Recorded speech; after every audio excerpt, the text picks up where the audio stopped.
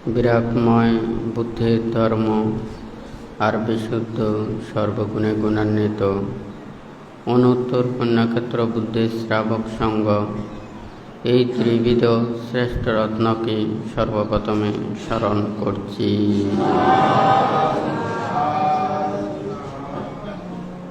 আজকে দূতাঙ্গ কুটিরে উপস্থিত অত্র দূতাঙ্গ কুটিরের সংশ্লিষ্ট দায়ক দায়িকা, উপাসক উপাসিকা তথা বিভিন্ন জায়গা হতে যারা সমবেত হয়েছেন, আপনাদের উদ্দেশ্যে কিছু ধর্মোপদেশ প্রদান করার প্রারম্ভে প্রত্যেকের প্রতি মৈত্রীপূর্ণ আশীর্বাদ জানাচ্ছি। বুদ্ধের এই ধর্ম উপলব্ধির ধর্ম। এই ধর্মকে যথাযথভাবে উপলব্ধি করতে চাইলে কায়িক শুদ্ধতা, বাক্য শুদ্ধতা এবং মনশুদ্ধতা প্রয়োজন। বুদ্ধ এই ক্ষেত্রে যে বুদ্ধির ধর্ম আদিতে কল্যাণ, মধ্যে কল্যাণ এবং পর্যবসানে কল্যাণ, এই ধর্ম শ্রবণের পূর্বে প্রত্যেকে ত্রিরত্নের প্রতি শ্রদ্ধা উৎপন্ন করুন। কর্ম ও কর্মফলকে বিশ্বাস রেখে নীরবে ধর্ম শ্রবণ করুন।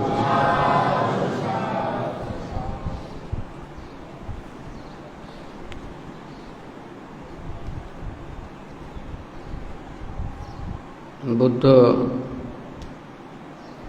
আমাদেরকে যে ধর্ম দান করেছেন, নির্বাণ পদায়ক, নির্বাণ যেখানে লোভ নেই, দেশ নেই, মোহ নেই, যেখানে কোনো পাপ থাকে না, যেখানে সকল প্রকার অকুশল কর্ম পরিত্যাগ করে। বুদ্ধ আমাদেরকে নানান প্রকারে ধর্ম দিয়েছেন। এখানে একটা হচ্ছে কি শীল পরিপূর্ণ করা। শীল পরিপূর্ণ করা অর্থাৎ কায় বাক্যকে সংযম করা। সমাধি পরিপূর্ণ করা, চিত্তকে সমাধিস্থ করা বা স্থির করা। প্রজ্ঞা লাভ করা, আধ্যাত্মিক বা লোকোত্তর বিষয় উপলব্ধি করা। বুদ্ধ এটা কর্মপথগুলো বলেছেন। অকুশল কর্ম হতে বিরত থাকার জন্য লৌকিক কুশল কর্ম করা প্রয়োজন। মনের মধ্যে পাপচিন্তা না আসার জন্য ধর্মচিন্তা, সদ্ধর্ম দেশনা শ্রবণ করা প্রয়োজন। চিত্তকে একাগ্রতা করার জন্য ধ্যান প্রয়োজন।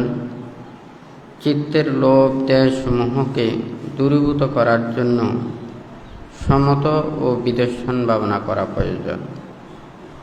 বুদ্ধ ধর্মপদের গাথায় বলেছেন, বাড়ি ঝোবা থালে কীর্ত ওখা মুখাত উব্বত পারিফন্দা তিদং চিত্তাং মারাদিয়াং পাহাতবে।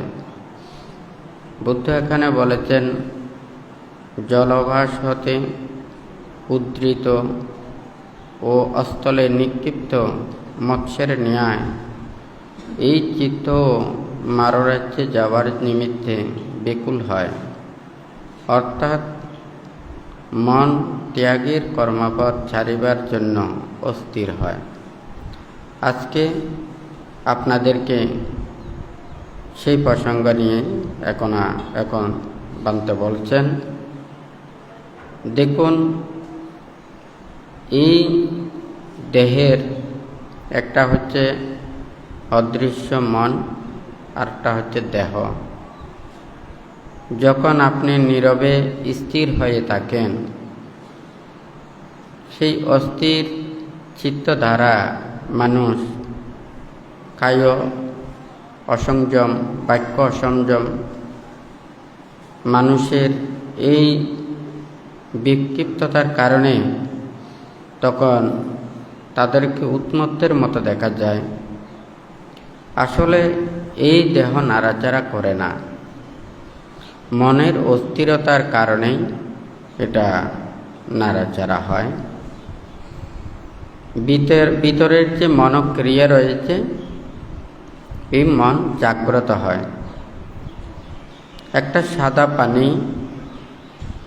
পানির একটা রঙও আছে, একটা স্বাদও আছে, কিন্তু আমরা যখন সেই পানিতে যে কোনো রং মিশ্রিত করলে তখন সেই পানি যেমন ওই রঙের আকার ধারণ করে, সেই পানির সাথে লবণ, চিনি কিংবা অন্য কোনো কিছু মিশ্রিত করলে তখন সেটা এটার আকার ধারণ করে, সেটার স্বাদ ওখানে পাওয়া যায়।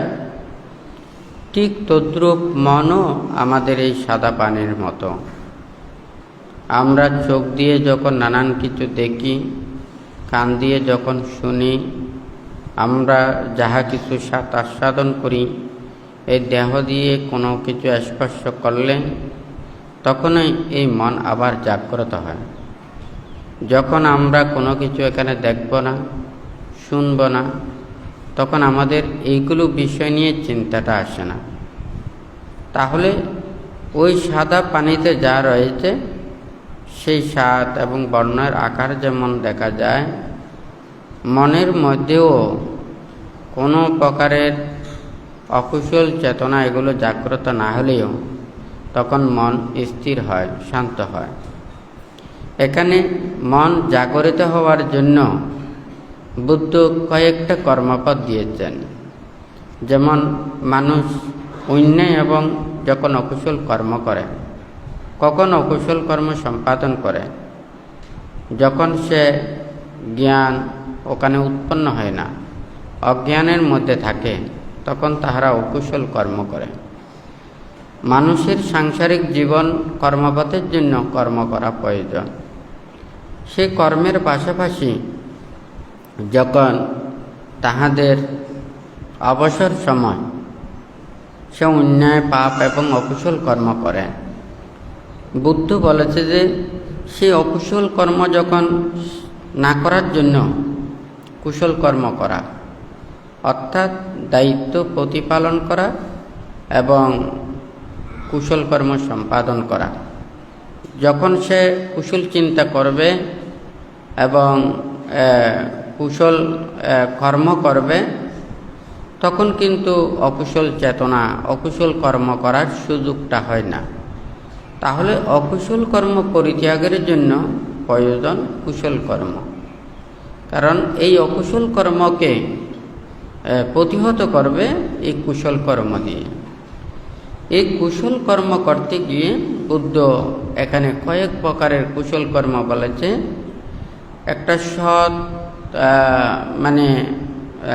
কর্ম সম্পাদন করা, ভালো কর্ম সম্পাদন করা, ধর্মময় কর্ম সম্পাদন করা। এই কুশল কর্ম সম্পাদন করলে তাহারা ইহলোকের বিভিন্ন যে পুণ্য সম্পদে লাভ হয় এবং স্বর্গ আদি লাভ হয়ে থাকে। যখন সে এই কর্ম থেকে উপরের দিকে যাবে, সেটা হচ্ছে যে ধ্যানময় কর্ম। সে ধ্যানময় কর্ম দ্বারা ওখানে ব্রহ্মলোক উৎপন্ন হয়। আবার যখন সে এই ধ্যান কর্ম সম্পাদন করে লোভ, দেশ, মোহকে ধ্বংস করে নির্বাণ এবং মুক্তির কর্ম সম্পাদন করবে, তখন তাহারা এই লোকোত্তর মার্গ ফলাদি এই জ্ঞানগুলো অর্জন হবে, উপলব্ধি হবে।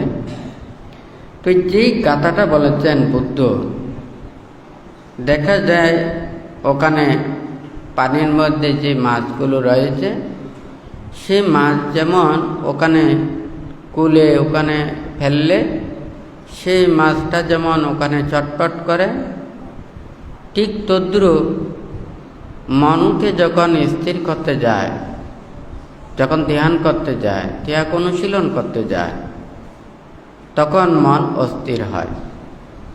আর যখন আপনি মনটাকে ছেড়ে দিয়েছেন, মানে যে কোনো একটা মানে নিমিত্তের মধ্যে রাখেন নাই, দেহের মধ্যে রাখেন নাই, অথবা এই মনের ভিতরের পাপগুলোকে যখন ধরার জন্য চিন্তা করেন নাই, তখন কিন্তু আপনার মন স্বাধীন।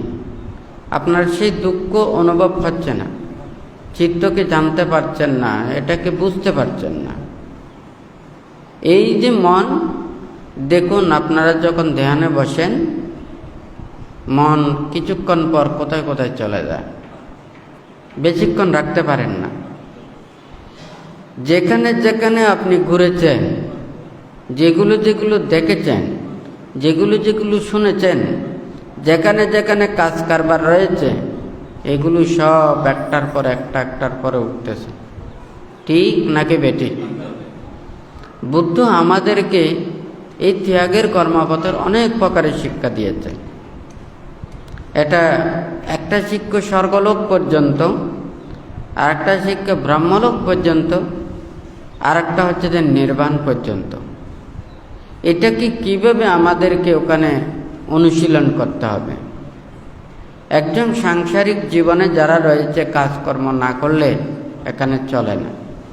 আপনাদেরকে সঠিক সময় ওখানে নির্ধারণ করতে হবে। আমাকে সংসারে চলতে হলে আমার অবশ্যই অনেক কাজ রয়েছে। আপনি যদি ওখানে যদি প্রত্যেক দিন অন্তত কমপক্ষে 2 ঘন্টা, এটা আমার ধর্মের জন্য আমাকে রাখতে হবে, অর্থাৎ নিজের জন্য। হয় আমি ধ্যান করব, ধর্ম কথা বলবো, অথবা ধর্ম চিন্তা করব, অথবা ধর্ম শিক্ষা নেব। এটা আমার 2 ঘন্টা লাগবে যে কি শুধু প্রতিক্ষণ ধর্ম চিন্তা করা। এখন কিন্তু আর কোনো সংসারের আর অন্য কোনো কিছু চিন্তা করতে পারবে না। দেখুন সেই সময়ও কিন্তু মানুষের মধ্যে হয় না। 2 ঘন্টাও নিজের মনটাকে স্থির করতে পারেন না। তাহলে সংসারের মধ্যে সংসারের কাজকর্মের পাশাপাশি ধর্ম চিন্তা, ধর্ম শ্রবণ এবং ধর্মকর্ম করা প্রয়োজন। কিন্তু এতটুকুতে করলেই যে নির্বাণ মুক্তি পাবেন তা নয়। আপনাকে প্রতিক্ষণ মনটাকে স্থির করতে হবে। কিন্তু সংসার পরিচালনা করতে গিয়ে মন তো বিভিন্ন দিকে অটোমেটিক চলে যায়। আবার ওইদিকে মন না রাখলেও তো ওটা চলবে না। অফিস চলবে না, কাজ চলবে না। আগামীকাল কাজ করতে হলে আগের দিনই প্রস্তুতি করে রাখতে হয়, প্রিপারেশন করে থাকতে হয়। এটা যদি না থাকে তাহলে ওই কাজটাও ঠিকমতো হয় না। দেখুন, সেই জন্য বুদ্ধ বলেছেন যে সম্বাদো ঘরাবাসো আব্বকাশো ফব্বাজ্জা। প্রব্রজিত জীবন এটা হচ্ছে যে উন্মুক্ত আকাশে একটা বন্ধনহীন পাখি যেমন বিচরণ করে, ঠিক তদ্রূপ হচ্ছে যে এই প্রব্রজিত জীবন। আর সংসার জীবন জঞ্জাল সদৃশ, যেখানে সব সময়ে নানান ধরনের বাধা বিপত্তিগুলো বিদ্যমান থাকে। তাহলে বুদ্ধ বলেছেন নির্বাণ এবং মুক্তি লাভের জন্য সংসার জঞ্জাল সদৃশ এবং এই প্রব্রজিত জীবন এটা ওই বন্ধনহীন পাখি আকাশে বিচরণশীলের মতো ওনাদের জীবন অতিবাহিত করতে পারে। তাহলে এখানে যে কথাটা বলেছেন, কিভাবে এইভাবে বন্ধন মুক্ত করা যায়। আপনাকে কায়কে ঠিক করতে হবে, বাক্যকে ঠিক করতে হবে। কারণ আপনি কায় বাক্য দ্বারা, ইন্দ্রিয় এগুলোর দ্বারা আপনি যেখানে যেখানে কাজ করেন, যেগুলো যেগুলো দেখেন, যেগুলো যেগুলো শুনেন, যেগুলো যেগুলো চিন্তা করেন, এগুলো আগেই প্রথমে মনে চলে আসে, হয় নাকি না? এখন ওখানে দেখা যায় আপনাকে ওখানে মাত্র পঞ্চশীল দিয়েছেন, অর্থাৎ 5টা শীল প্রতিপালন করবেন। কিন্তু সারা দেশ দুনিয়াতে ঘুরলেও কোনো মানা নেই।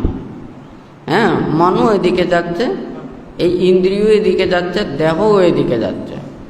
অর্থাৎ রূপ, শব্দ, গন্ধ, রস, স্পর্শ এগুলো প্রতিক্ষণেই এখানে বিচরণ করতেছে। তাহলে আপনাকে কিন্তু বেশি বাধা নেই। যখন সে পঞ্চশীল থেকে অষ্টশীল নেয়, তখন কায় আরও বেশি সংযমিত হয়, সে আরও এই ইন্দ্রিয়গুলোকে সংযমিত করে। যখন ওখানে দশশীল প্রতিপালন করে দেখা যায় আরও বেশি ওখানে সংযমিত করে। একটা যদি মনে করেন একটা কোনো একটা প্রাণীকে বন্ধনমুক্ত যদি রাখা হয়, সে যেমন মনে যেদিকে চায় সেদিকেই ওইভাবে বিচরণ করে। হ্যাঁ, ঠিক তদ্রূপ যাদের কাছে শীল থাকে না, তারাও তাদের চিত্তও এইভাবে ভ্রমণশীলের মতো। যখন পঞ্চশীল দ্বারা আবদ্ধ হয় তখন তার এই গতিকে কমায়। অষ্টশীল প্রতিপালন করলে সে আরও বেশি কমায়, দশশীল প্রতিপালন করলে আরও কমায়, 227 প্রতিপালন করলে সে এই কাজের দ্বারা কোনো কিছু কাজ করতে পারেন না। তবে এই নয় যে কোনো কাজ করতে পারবেন না, তা নয়, ওরও কাজ রয়েছে, নির্বাণের কাজ। শীল পরিপূর্ণ করা, সমাধি পরিপূর্ণ করা, প্রজ্ঞা লাভ করা, নির্বাণ লাভের জন্য প্রচেষ্টা চালানো। শীল পরিপূর্ণ করতে গেলে যা যা কর্ম করতে হবে, সমাধি পরিপূর্ণ করতে হলে যা যা কর্ম করতে হবে, প্রজ্ঞা পরিপূর্ণ করতে হলে যা যা কর্ম করতে হবে, এই কর্ম সম্পাদন করতে হবে। এই কর্ম কোনো ওখানে দৌড়াদৌড়ি নেই। হ্যাঁ, কারণ মানুষরা যা কিছু কাজ করে, আয় উপার্জন করে, এগুলো হচ্ছে দৌড়াদৌড়ের কাজ, মুখস্থের কাজ। হ্যাঁ, এগুলো সব সময় নানান কিছু দিয়ে কর্ম করতে হবে। কিন্তু বুদ্ধি নির্বাণ মুক্তির যেগুলো বলেছেন, এগুলো আয়ত্ত করা, নিজের মনটাকে স্থির করা।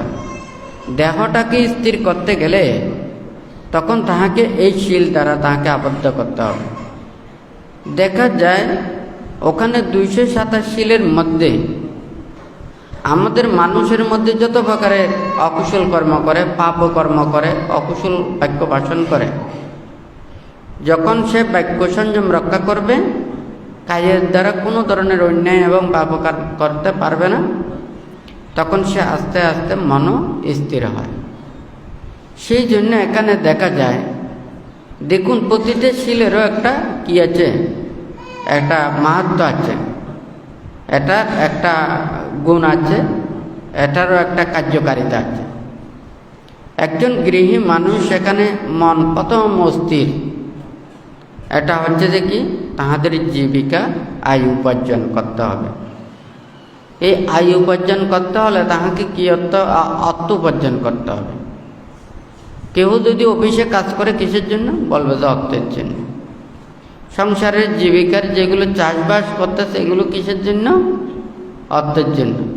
এখন অফিসে যদি কয়েক মাস যদি ওখানে বেতন না দেয়, টাকা না দেবে বলবে, বেতন না দেবে বলবে, দেখা যাবে যে অফিসে কোনো মানুষ আসবে না।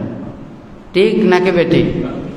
আবার যদি বলে যে ওখানে চাষবাস করে, দেখা যায় ওখানে মানে ফল ধরার আগে মুকুল থাকতে গাছটা নষ্ট হয়ে গেছে, মানে ওখানে ফল ওখানে বেশি পাওয়া যাবে না। হ্যাঁ, কষ্টের চাইতে ফলের সংখ্যা অনেক কম, তখন ওই গাছটাকে আর যত্ন করবে না, যেহেতু ফল পাবে না ওখানে আর যত্ন করবে না। এটা বলার অর্থ হচ্ছে, অর্থাৎ সংসার জীবন চলার জন্য তার জীবিকার প্রয়োজন, সেই জীবিকার কারণে সবাই ছুটছে, হয় নাকি না? বুদ্ধ বলেছে, তুমি কি নির্বাণ চাও? তুমি নির্বাণ চাইলে তোমাকে সমস্ত আশা আকাঙ্ক্ষা প্রত্যাশাগুলো পরিত্যাগ করতে হবে। তুমি গৃহী জীবনের মতো প্রত্যেক দিন যদি তুমি এটার এই তাদের জীবিকার মতো করে চিন্তা করে অর্থের জন্য, উপার্জনের জন্য তুমি এইভাবে তারা প্রত্যেক দিন দৌড়ো, তাহলে তোমার তো আর ধ্যান হবে না। ওদের এই কর্মের কোনো শেষ নেই। হ্যাঁ, সারাদিন 24 ঘন্টা কেটে যত বেশি আয় উপার্জন করতে পারবে তাহারা সুবিধা মনে করবে। অর্থাৎ ওরা কষ্টও করবে, উপার্জনও করবে, সঞ্চিতও করবে, জমাও করবে। কথা ঠিক নাকি বেঠিক? কিন্তু আমাদেরকে বলেছেন যে তোমরা আর টাকা পয়সা ধরতে পারবে না। হ্যাঁ, তোমাদের এই অর্থের জন্য তোমরা চিন্তা করতে পারবে না, কারণ এই অর্থের জন্য যদি তোমরা দৌড়ো আর সংসার ত্যাগ করে নির্বাণ এবং মুক্তির জন্য কোনো লাভ নেই। হ্যাঁ, ওইদিকে সাংসারিকেরা এক এক উদ্দেশ্য নিয়ে দৌড়তেছে। আমরাও যদি সংসার ত্যাগ করে যদি এই দিনে রাতে এগুলো নিয়ে চিন্তা করি, তাহলে নিজের আত্মমুক্তির জন্য হবে না। তখন বুদ্ধ এই দৌড়াদৌড়ি কমানোর জন্য বুদ্ধ বলে দেন, ওখানে টাকা পয়সা ধরতে পারবে না, টাকা পয়সা জমা করতে পারবে না, ক্রয় বিক্রয় করতে পারবে না, যেখানে সেখানে দৌড়তে পারবে না। তোমাদের এই শুধুমাত্র ধরতে পারবে সেগুলো হচ্ছে যে হাহার আর চতুর্প্রত্যয়, এগুলো ধরতে পারবে। হ্যাঁ, তো এখন চিন্তা করে দেখুন, যদি ধর্মটাকে আমি রক্ষা করতে যাই, যারা ভিক্ষু সমান হবেন, সংসার ত্যাগ করে ব্রহ্মচর্য জীবনে উপনীত হবেন, তাহাদেরকে রক্ষণাবেক্ষণ করতে হবে দায়িত্ব উপাসক উপাসিকাদেরকে, হয় নাকি না? চতুর্প্রত্যয় দান করতে হবে, তাহাদেরকে যথাযথ সেবা যত্ন করতে হবে, তাহাদেরকে রক্ষণাবেক্ষণ করতে হবে। এখন যদি মনে করেন তাহাদের সুবিধা আছে, অসুবিধা আছে, অসুখ বিসুখ আছে, ভালো মন্দ আছে, আপনারা শুধু ওখানে কোনো কিছু দেখাশোনা করবেন না, শুধু অল্প আহার দিয়েই ওখানে যার যার কর্মে চলে যাবে। এখন একজন মানুষ কি শুধু আহারকেই জীবন অতিবাহিত করতে পারে? হ্যাঁ, ওদের যাতায়াতের প্রয়োজন, অসুখ বিসুখের প্রয়োজন। আগের কালের মতো সময় তো এখন ওইভাবে নেই, এখন সব কিছু পরিবর্তন হচ্ছে। তাহলে আমাদের দায়িকা উপাসক উপাসিকাদেরকেও আমাদের শীল বিনয় নিয়ম নীতি সম্পর্কে জেনে যথাযথভাবে শ্রদ্ধা ভক্তি সেবা যত্ন করা প্রয়োজন। বিনয় মোতাবেকে যদি আপনারা যদি কোনো ভিক্ষু যদি অসুস্থ হয়, তাহাদেরকে চিকিৎসা করাবেন। কিভাবে করাবেন? বিনয়সম্মতভাবে করাতে হবে, শ্রদ্ধার সহিত করাতে হবে, হয় না? আর হচ্ছে তো ওনার যদি বস্ত্রের প্রয়োজন, হ্যাঁ, ওনার যদি কোনো কিছু প্রয়োজন, সেটা আপনাদের সেবার মাধ্যমে করতে হবে। টাকা পয়সা এই সমস্ত এগুলো দিয়া, হ্যাঁ, আপনারা যেমন চির দুঃখের মধ্যে রয়েছেন, প্রত্যেক দিন জমানোর চিন্তা, এই আশা আকাঙ্ক্ষার কোনো শেষ নেই, এই প্রত্যাশার কোনো শেষ নেই। আপনারা যেমন চির দুঃখের মধ্যে সংসারের মধ্যে রয়েছেন, আমাদেরকে এই ধরনের দুঃখের মধ্যে রেখে আমাদেরও লোভ বাড়াইয়ে, আমাদেরও দেশ বাড়াইয়ে, আমাদেরও হিংসা বাড়াইয়ে চিত্তকে সমাধিস্থ না করার ওখানে কর্মপথে যতটুকু করবেন, ততটুকু আপনারা পুণ্যের চাইতে আরও হাফ বেশি হয়ে যাবে। হ্যাঁ, ওখানে তো দেখা যায় জমি যত বেশি উর্বর হয়, সেই জমি কি তত বেশি ফল প্রদান করে। একজন ভিক্ষুশীল সমাধি প্রজ্ঞায় পরিপূর্ণতা থাকলে, যাদের চিত্তস্থির শান্ত নির্লোভ চিত্তে অবস্থান করবেন, তাহাদেরকে দান করলে পুণ্য হবে। তাহলে সেই দান আপনাকে দিতে হবে ধর্মত, হ্যাঁ, অধর্মত না। যেগুলো দিয়ে তাহার শীল ভঙ্গ হয়, তার সমাধি নষ্ট হয়, ওখানে প্রজ্ঞা নষ্ট হয়, সেগুলো দান দিলে যে আপনার ওখানে পুণ্য হবে না, এটা বরঞ্চ পাপ হবে। হ্যাঁ, যতক্ষণ না পর্যন্ত লোভ দেশ মোহ থাকবে, তার তৃষ্ণা আসক্তি রয়েছে, হয় নাকি না? তাহলে ও তৃষ্ণা আসক্তি মুক্ত হলে হয়তো দেখা যাবে সে পাপের দিকে যাবে না, অন্যের দিকে যাবে না, সে শীল লঙ্ঘন করবে না। কিন্তু যারা অন্যায় কর্মপথে চলে, শীল প্রতিপালন করে না, লোভ দেশ মোহ চিন্তা করে এবং লোভ দেশ মোহ ক্ষয়ের জন্য ওনার প্রচেষ্টা চালায় না, হ্যাঁ, তো তাহারা তো লোভ দেশ মোহযুক্ত প্রমত্তযুক্ত এগুলো চাইবে। তাহলে ওনারা লোভ দেশ মোহের মধ্যে থেকে আপনাদের কাছ থেকে প্রত্যাশা করলে তাদের আরও লোভ দেশ বাড়ানো হবে, এটা পুণ্য হবে না, এটা বরঞ্চ পাপ হবে। এখন কি কথা বোঝা যাচ্ছে? আপনারা তো আমাদের কাছে আসেন কিসের জন্য? পুণ্যের জন্য। ভাবতে চাই এই নির্বাণ এবং মুক্তি আমাদের শুধু মানে ভিক্ষু সঙ্গদের জন্য না, সংসার ত্যাগীদের জন্য না, এটা সবার জন্য। বুদ্ধ ধর্মদান দিয়েছেন, উপদেশ দিয়েছেন, এটা আমাদেরকে উপলক্ষ করে দিয়েছেন তাও নয়, সবার জন্য দিয়েছেন। কিন্তু আপনারা এইভাবে সেগুলো আচরণ করতে পারেন না, কারণ আপনাদের দিনে রাতে ভাবনা করার সময় আছে? আপনারা বলুন তো, হ্যাঁ? তাহলে আপনাদের ইচ্ছে থাকলে কোনো অসুবিধা নেই, এখানে এসে দিয়ে দেব, ওখানে 10 শিল দিয়ে দেবো, 227 শিল দিয়ে দেবো। বলা এগুলো সুন্দরভাবে পালন করবেন, সুন্দরভাবে ধ্যান ভাবনা করবেন। এখানে আর অন্য কোনো কিছু কাজ নেই। হ্যাঁ, শুধু শিল পালন করা, বুদ্ধের এই নৈর্বাণিক ধর্মকে ভাবা আর নিজের সেগুলো আয়ত্ত করা, প্রতিক্ষণ এটাকে নিয়ে পরীক্ষা করা, এগুলো ছাড়া আর অন্য কোনো কাজ নেই।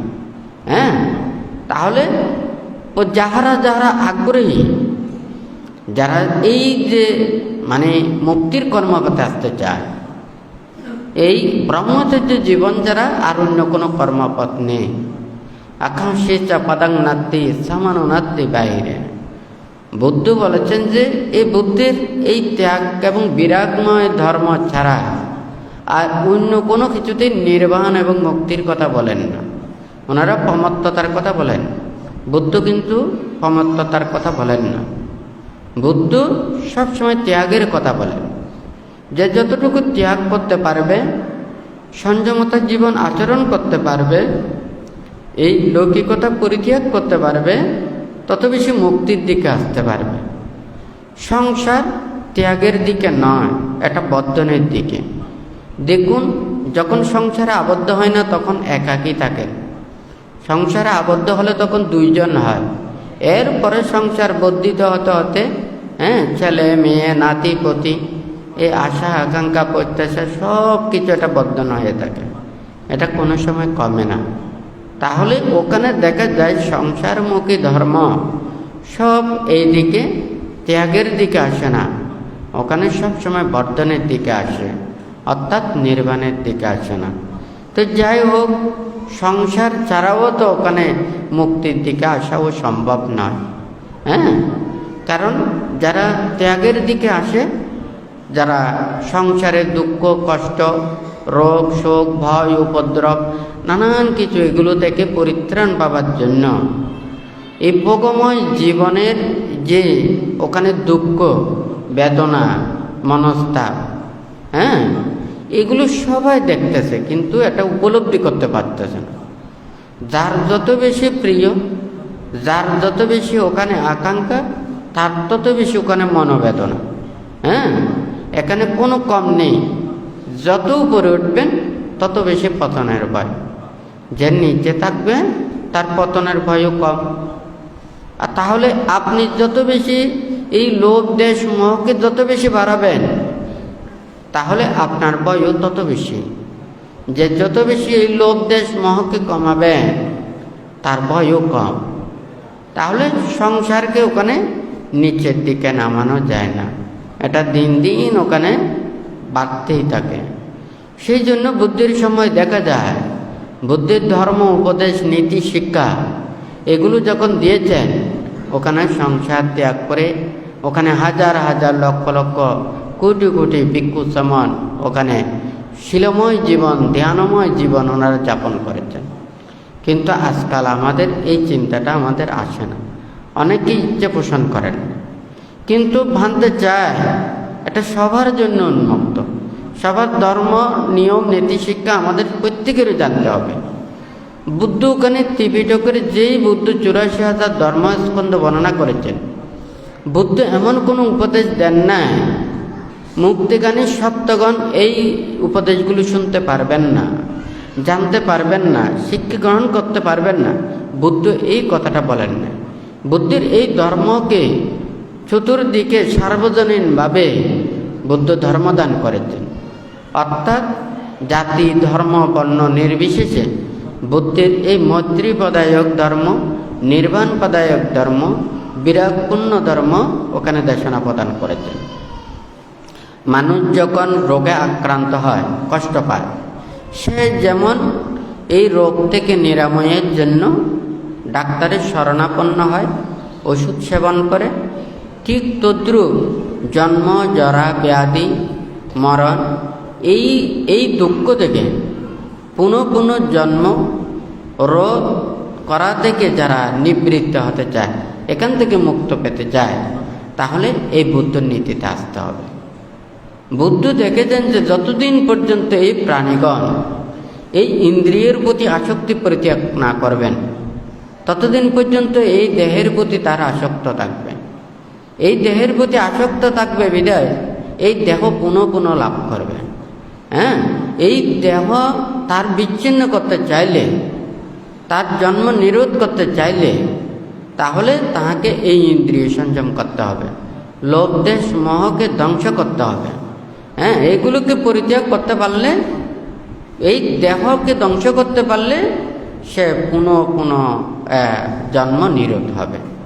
আর যতক্ষণ না পর্যন্ত কেউ যদি বলে যে না আমি কি ভোগের দ্বারা এগুলো কি করতে পারি না, হ্যাঁ আমার দেখতে ইচ্ছে করছে, আমি দেখে নিলাম, আমার মনটা একটু শান্তি পেল, আমার শোনার ইচ্ছা, আমি শুনে নিলাম, তখন আমি শান্তি পেলাম। দেখুন, এইভাবে যা কিছু দেখেছেন, যা কিছু শুনেছেন, একটার পর একটা উৎপন্ন হচ্ছে, একটার পর একটা মন অস্থিরতা উৎপন্ন হচ্ছে। এইভাবে সে কিছুক্ষণ এটা দেখার ইচ্ছে, এটা দেখার ইচ্ছে, এটা শোনার ইচ্ছে, এটা খাওয়ার ইচ্ছে হয় নাকি না, এটার কোনো শেষ নেই। দিন দিন সে উপরে উঠতে চায়। এইভাবে উঠতে উঠতে যখন চোখে দেখবে না, কানে শুনবে না, ব্যথা বেদনায় গাটা নাড়াচাড়া করতে পারবে না, তখন বলবে যে আমি তার দেখতে চাই না, আমি শুনতে চাই না, আমি খেতে চাই না।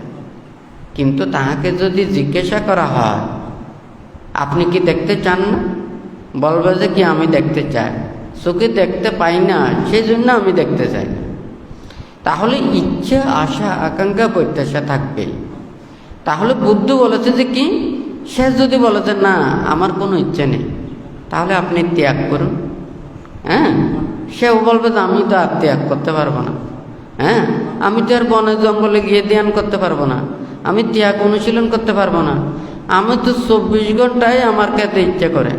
হ্যাঁ, এখন 24 ঘন্টা খেতে পারি না। হ্যাঁ, তখন একবেলা খেতে বললে সে তো আর সহ্য করতে পারবে না। আমার ওষুধ খেতে হয় 3 বেলা, আমি একবেলা খেলে চলবে কি করে, হয় নাকি নয়? তাহলে ওখানে যদি বলে যে কি আপনি বনের জঙ্গলে ওখানে ধ্যান করুন, আমি তো ওখানে থাকতে পারবো না, আমার ঘরে বাড়িতে ধ্যান করতে হবে। হ্যাঁ, এই ঘর বাড়ি হচ্ছে যেটা তৃষ্ণার ঘর। হ্যাঁ, এই তৃষ্ণার ঘর পরিত্যাগ করতে হবে, যেখানে মন প্রিয় বস্তু থেকে নিবৃত না হবে ততক্ষণ পর্যন্ত মুক্তি নেই।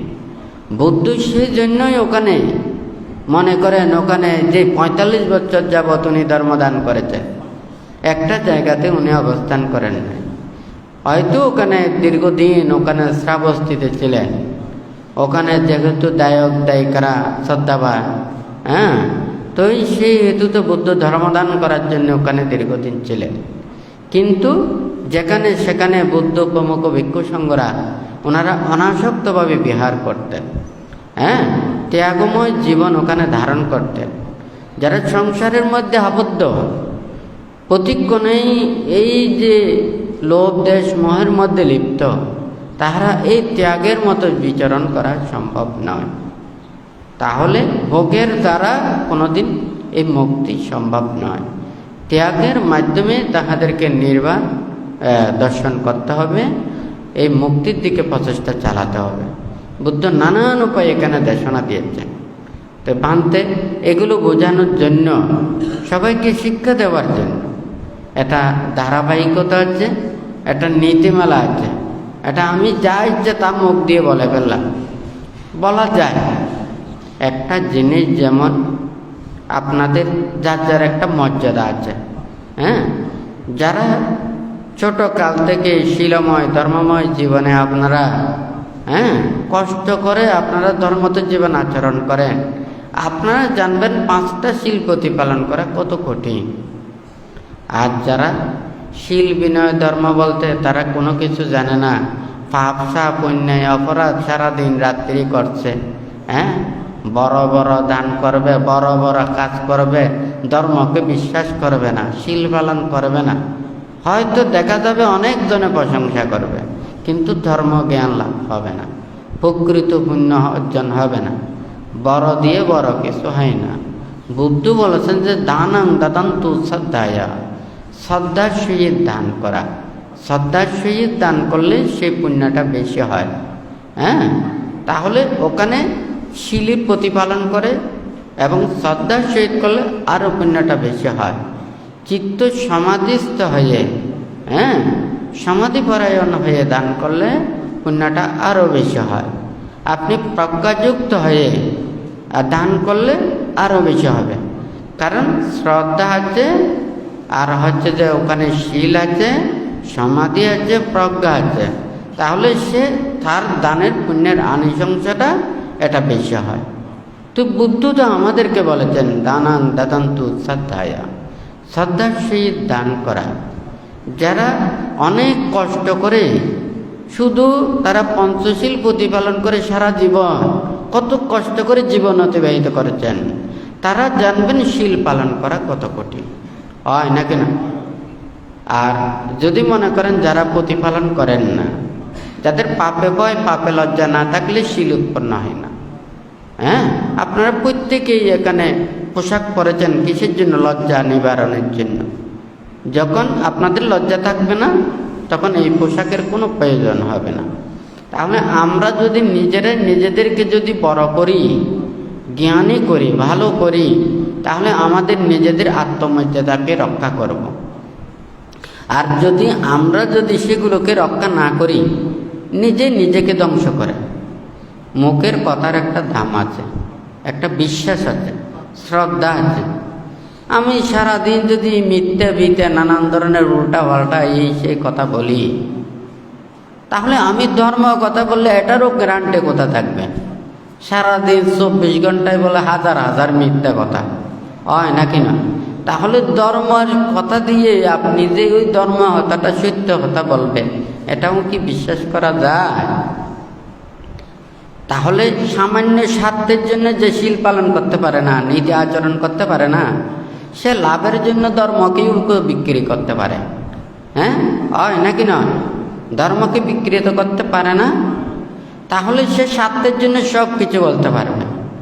আর যে নিজের শীল এবং ধর্ম ধারণ করে, উনি শীল এবং সমাধি প্রজ্ঞা রক্ষার জন্য নিজের জীবনকেও দান করে থাকেন। তাহলে অজ্ঞানী যারা হয়, হ্যাঁ, যাদের শীল থাকে না, নীতি থাকে না, বিশ্বাস থাকে না, আস্থা থাকে না, সে বলতে পারে না এমন কোনো কাজ নেই, এমন কোনো কথা নেই, হয় নাকি না? তাহলে আমরা নিজেরাই নিজেদেরকে ধ্বংস করি, আবার নিজেরাই নিজেদেরকে লালন করি। সেই জন্য ভান্তে বলে যে কেউ অন্যায় করলে, অপরাধ করলে খারাপ সবাইকে বলা যায় না। হ্যাঁ, কারণ এটা আমাদের একটা দৃশ্য। গাছ যেমন দেখা যায় না, আপনি কি গাছকে বলবেন এই গাছ তুমি ফল দিও না, এই গাছ ফল দেবে? হ্যাঁ, সেটা কাটা জাতের গাছ হলে কাটা ফল দেবে, কাটা দেবে, হয় নাকি না? শুধু মিষ্টি জাতের যদি গাছ হয়, তাহলে সে মিষ্টি ফল দেবে। হ্যাঁ, এটা টক জাতের যেগুলো হবে, এটা টক ফল দেবে। আপনি গাছকে কি মানা করতে পারবেন? হ্যাঁ, পারা যাবে না। মানুষের মধ্যেও মানুষ সবাই এক না। ভালো মানুষ ভালো কাজ করবে, খারাপ মানুষ খারাপ কাজ করে যাবে, অন্যায় মানুষেরা অন্যায় কাজ করে যাবে। সে যদি মানুষের মাঝে যদি ভালো কিছু না চায়, সে তো অন্যায় কাজ করবে। কথা ঠিক নাকি বেটি? আপনি ভালো হতে চান, ভাঙতে বলে, হ্যাঁ, নিন্দুকেরা চলে নিন্দায়, হিংসুকেরা চলে হিংসায়, ধার্মিকেরা চলে ধর্মে, জ্ঞানীরা লবে প্রজ্ঞায়। তা আপনারা তো ধার্মিক, আপনারা তো জ্ঞানী, আপনারা প্রজ্ঞার পথে চলবেন, ধর্মের পথে চলবেন। আর যারা নিন্দুক মানুষ তো নিন্দাই করবে। একজন ভালো মানুষকেও নিন্দা করবে, খারাপ মানুষকেও নিন্দা করবে। নিন্দুক বন্ধু হলেও তাদেরও নিন্দা করবে, হয় নাকি না? তাহলে তো সেটা তার একটা স্বভাব। হ্যাঁ, ভালো মানুষ ভালো কাজ করে যাবে, খারাপ মানুষ খারাপ কাজ করে যাবে, হয় নাকি না? সেই জন্য গাছ যেমন সে যে জাতের গাছ, সেই গাছের ফলগুলো দিয়ে দেবে, হয় নাকি না? আপনারা কি পারেন? হ্যাঁ, তাদের সেই কর্মগুলোকে পরিত্যাগ করতে এগুলো পারেন না, বরঞ্চ দেখা যায় এগুলো জ্ঞান হস্তেই এগুলো করতে হয়। আমরা সবাই জানি আগুনে পানি দিলে সেই আগুন নিভে যায়, কিন্তু তেলের আগুনে পানি দেওয়া যায় না। তেলের আগুনে পানি দেবেন, পানি শুদ্ধ তেল হয়ে যাবে।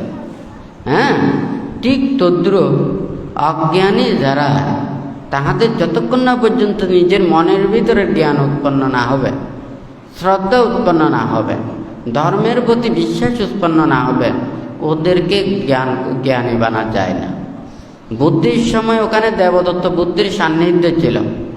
হ্যাঁ, বুদ্ধকে অবিশ্বাস করেছে, হ্যাঁ, বুদ্ধের নামে নিন্দা করেছে, তিরস্কার করেছে, বুদ্ধকে হত্যা করার জন্য নানান কিছু করেছে, সঙ্গকে বিভেদ করার জন্য উনি করেছেন। অথচ বুদ্ধের শিষ্য হয় নাকি নয়? অঙ্গুলিমাল 999 জন মানুষ হত্যা করেছেন, হ্যাঁ, গুরু দক্ষিণা দেওয়ার জন্য। আর ওনার সেই হিংস্রতায় সেগুলো বুদ্ধির সান্নিধ্য পেয়ে ওগুলো পরিত্যাগ করে উনি বিমুক্ততা লাভ করেছেন। হ্যাঁ, সবাই কাঁচে থাকলে সবাই জ্ঞানী হয় তাও নয়। জ্ঞান যার থাকবে সে দূর থেকেও জ্ঞান লাভ করবে, আর যাদের জ্ঞান ওগুলো থাকবে না, কাঁচে থাকলেও জ্ঞান উৎপন্ন হবে না। কথা ঠিক নাকি বেঠিক? বানতে চায়, কারণ সবাইকে ওখানে যার যার সম্মান রেখে বলতে হয়।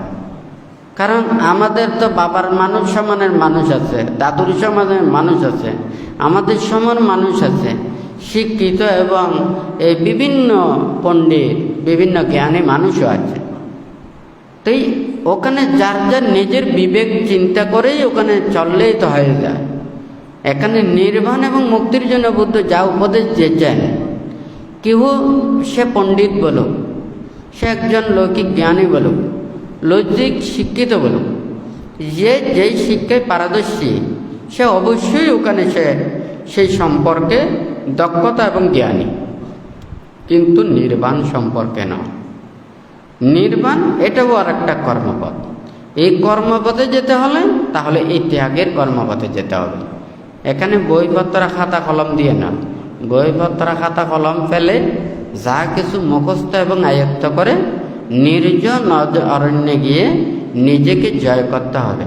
হ্যাঁ, যেখানে মানুষজন ওখানে জ্ঞান নেই, যেখানে মানুষজন নেই সেখানে জ্ঞান। ইন্দ্রিয়কে সংযমিত করার জন্য এটা প্রয়োজন। হ্যাঁ, কারণ মানুষের রূপ দেখলেও ওখানে লোভ দেশ মোহ উৎপন্ন হতে পারে। হ্যাঁ, যেখানে নারী পুরুষ নেই ওখানে লোভ দেশ মোহ উৎপন্ন হবে না। তাহলে মুক্তির কর্মপথের জন্য বুদ্ধ সেই জন্য বলেছেন, আরাইয়া গাতোবা, রুক্কমূলা গাতোবা, সুইয়াগার গাতোবা। বুদ্ধ ওখানে ধর্ম দেশনা এবং উপদেশ প্রদান করে ওনার বুদ্ধ প্রমুখ ভিক্ষু সংঘরা ওনাদের কর্ম নিয়ে ওনারা বনে জঙ্গলে ধ্যান করতেন। হ্যাঁ, ওনারা কর্মপথে ওখানে চলতেন। হয় নাকি না? যেখানে নারী পুরুষ সেখানে ধ্যান নেই, এটা হচ্ছে যে সোজা কথা। আর যেখানে ইন্দ্রিয় সংযমতা নেই ওখানে কোনো ধ্যান নেই। তাহলে ধ্যান যেখানে নারী পুরুষ নেই ওখানে ধ্যান, যেখানে ইন্দ্রিয় সংযমতা সেখানে ধ্যান, যেখানে নীরবতা নিস্তব্ধতা থাকবে সেখানেই ধ্যান, যেখানে হই উল্লাস নানান ধরনের এগুলোতে ওখানে ধ্যান হয় না। তো যাই হোক, যারা সংসারের মধ্যে আবদ্ধ, আপনারা পঞ্চশীল এবং অষ্টশীল পালন করবেন, ধর্মের প্রতি যথাযথ শ্রদ্ধা ভক্তি বিশ্বাস এগুলো রাখবেন। কারণ এই শ্রদ্ধা না থাকলে কোনো কিছু নেই। ত্রিরত্নের প্রতি শ্রদ্ধা, কর্মফলকে বিশ্বাস করা, ধর্মকে বিশ্বাস করা, এটা অনেক বড় গুণ। হ্যাঁ, বুদ্ধ শ্রদ্ধাকে বিশ্বদৃশ বলেছেন।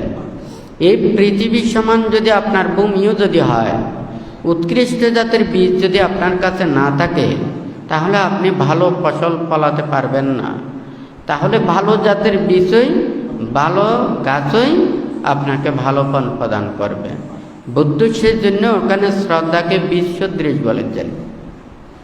তো যাই হোক, আপনারা যারা এখানে সমবেত হয়েছেন প্রত্যেকেই ধর্মত জীবন আচরণ করবেন, শীলময় জীবন আচরণ করবেন, ধর্মকে ধারণ করবেন, পরিবার পরিজন যারা আছে তাহাদেরও মঙ্গল কামনা করবেন, ধর্মপথে আনবেন এবং প্রত্যেকে যাতে এই দুর্লভ মানব জন্ম লাভ করেছেন, এই দুর্লভ মানব জন্ম লাভ করে বিরাগপূর্ণ কথা, ত্যাগপূর্ণ কথা, বিরাগ এবং ত্যাগপূর্ণ কথা সবাই কিন্তু সব ধরনের একই হয় না। একজন মানুষ যখন সে শিক্ষা প্রদান করে, তাহলে মাস্টারদের একটা অভিজ্ঞতা যেমন আছে ছাত্রকে বোঝানোর জন্য, তাহলে যার যত বেশি অভিজ্ঞতা থাকবে তাহলে ছাত্রদেরকে তত বিভিন্ন উপায়ে তাদেরকে শিক্ষাদান দেওয়া যাবে। আর যদি অভিজ্ঞতা যদি না থাকে ছাত্রদেরকে ওইভাবে শিক্ষাদান দেওয়া যায় না। তাহলে আমরা তো প্রত্যেকে চাই সৎ শিক্ষা ওখানে নিতে। বুদ্ধ যা কিছু উপদেশ দিয়েছেন, সেই উপদেশগুলো যদি প্রতিক্ষণ চিন্তা করি, প্রতিক্ষণ ভাবি, তত অনুযায়ী নিজেদেরকে যদি আচরণ করি, তাহলে আমরা অবশ্যই একদিন না একদিন এই বুদ্ধের ধর্মকে জানতে পারবো, বুঝতে পারবো এবং নিজেরা এই মুক্তির পথে আসতে পারবো।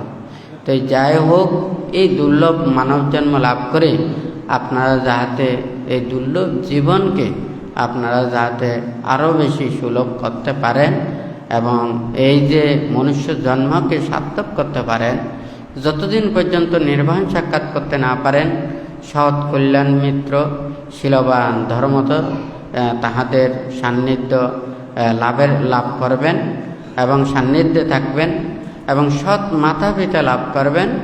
যতদিন পর্যন্ত আপনারা নির্বাণ সাক্ষাৎ করতে না পারেন, সেই রূপে বুদ্ধ ধর্ম সংঘের কাছে আশীর্বাদ প্রার্থনা করে 3 বার সাধুবাদ প্রদান করুন।